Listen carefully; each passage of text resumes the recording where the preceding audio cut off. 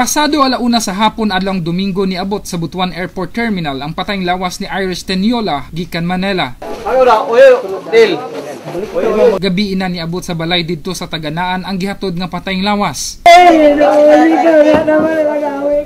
Grabing bakho ni Lola Eufemia. Sa Taganaan nag-eskwela sa elementarya si Irish ug iyang lolo ug lola ang nag-atiman sa iya hangtod sa iyang pag-transfer sa high school didto sa Metro Manila. Sukad siya nakatrabaho isip call center agent, wala siya makalimot pagpadala kada bulan para sa iyang gimahal nga mga apuhan. Wala sab niya gikalimtan ang ika-50 nga anibersaryo sa kasal sa iyang mga lolo ug lola.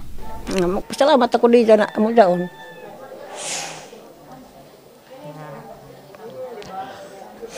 Salamat ako dito na ako ang yapon siya din sa amon kauli. Pero uno pa man patay naman. Wala pa madesisyonan sa pamilya kano sa ang lubong sa biktima. Sumala sa suod nga higala nga si Joy. Plano unta di ay mo pauli ni Irish. Masakit. Parang kasi we're planning to have a reunion. Kasi palagi siya kinukulit na umuwi dito. Sabi niya, wag muna ngayon kasi may obligation pa daw siya. Hangyo sa pamilya Teniola nga masilutan sa pinakadaling panahon ang mga responsable sa pagpamomba. Rog Cultura, Patrol sa Caraga.